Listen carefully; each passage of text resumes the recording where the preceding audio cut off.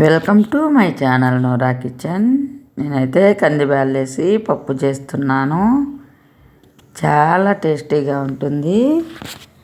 Rice లేకైనా, రోటీ లేకైనా, సంగటి లేకైనా ఈ పప్పు చాలా బాగుంటుంది. ఈ పప్పు తయారీ విధానం చూద్దాం. కందిబ్యాళ్ళు శుభ్రంగా కడుక్కొని కుక్కర్లో నీళ్ళు వేసి కందిబ్యాళ్ళు కుక్కర్లో వేసుకోవాలి. కుక్కర్లో పప్పుకు సరిపడా నీళ్ళు కూడా వేసుకోవాలి. టమోటాలు శుభ్రంగా కడిగి ఇలా మీడియం సైజు ముక్కలుగా కట్ చేసి టమోటాలు పప్పులో వేసుకోవాలి. పచ్చిమిరపకాయలు శుభ్రంగా కడిగి పప్పులో వేసుకోవాలి. చింతపండు శుభ్రంగా కడిగి పప్పులో వేసుకొని రుచికి సరిపడా కల్లుప్పు వేసుకోవాలి. పసుపు వేసుకోవాలి. 2 టేబుల్ స్పూన్లు ఇలా పసుపు వేసుకొని చూడండి. కుక్కర్ మూత తీసుకొని ఇలా కుక్కర్కు మూసేయాలి.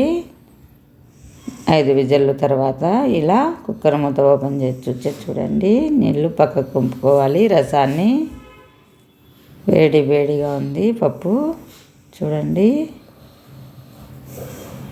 చక్కగా ఉడికిపోయాయి బ్యాళ్ళు. కాస్త వేడిగా ఉంది, అందుకే నీట్గా కనరావడం లేదు. చూడండి పప్పు చారు ఇది.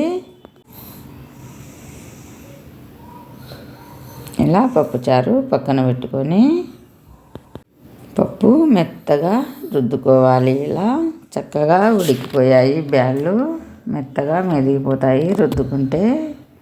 చూడండి రుద్దుతున్నాను. వేడిగా పొగలు వస్తుంది పప్పు అయితే. ఇలా రుద్దేయాలి మెత్తగా. చూడండి చక్కగా మెదిగిపోయింది ఈ పప్పు. కాస్త పప్పు చారు వేసుకొని పప్పులో కలుపుకోవాలి. ఇలా వేసుకొని ఇలా కలుపుకోవాలి. పప్పు మరీ పలచగా మరీ చిక్కగా లేకుండా ఉండాలి. పెనం పెట్టి కుక్కర్ పెట్టి ఆయిల్ వేసుకొని ఆయిల్ హీట్ అయ్యాక తర్వాత గింజలు వేసుకోవాలి. ఎర్రగడ్డ ముక్కలు, తెల్లగడ్డ పాయలు, కరివేపాకు, సాసువలు, జీలకర్ర వేసి కలర్ చేంజ్ అయ్యేలా వేయించుకోవాలి.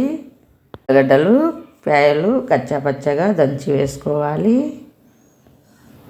ఇలా వేయించుకోవాలి. వంట లో ఫ్లేమ్లో పెట్టి వేయించుతున్నాను. ఇలానే వేయించుకోవాలి. చక్కగా వేగుతున్నాయి. ఫస్ట్ టైం నా ఛానల్ చూస్తున్నట్టయితే సబ్స్క్రైబ్ చేయండి. మరిన్ని వీడియోల కోసం లైక్ చేయండి, షేర్ చేయండి. ఇండియా, దుబాయ్ వీడియోలు వచ్చాయి చూడండి. ఇలా వేయించుకోవాలి. మంచి స్మెల్ వస్తుంది వేగుతుంటే. తెల్లగడ్డ ఫ్లేవర్ చాలా బాగా వస్తుంది. ఇప్పుడు ఇలా వేయించుకొని ఈ తర్వాత కాస్త తీసి పప్పుచారులో కలుపుకోవాలి. చాలా టేస్టీగా ఉంటుంది. ఇలా కలుపుకోవాలి. ఇప్పుడు తిరువాతలో పప్పు వేసేయాలి. ఇలా కలుపుకోవాలి. చక్కగా రెడీ అయింది పప్పు. చాలా టేస్టీగా ఉంటుంది. చూడండి మంచిగా ఉడికిపోయింది, మెత్తగా మెదిగి చాలా బాగుంది పప్పు అయితే. చక్కగా పప్పు రెడీ అయిపోయింది. మీరు కూడా ఇలా ఒకసారి ట్రై చేయండి. చాలా అంటే చాలా టేస్టీగా ఉంటుంది కందిబ్యాళ్ళ పప్పు. ఈరోజైతే ఏ ఆకు వేయకుండా పప్పు బేళ్ళతోనే చేసేసాను. నేను మామూలుగా ఆకు వేస్తూ ఉంటాను, ఈరోజు బేళ్ళతోనే చేశాను. Thank you for watching video.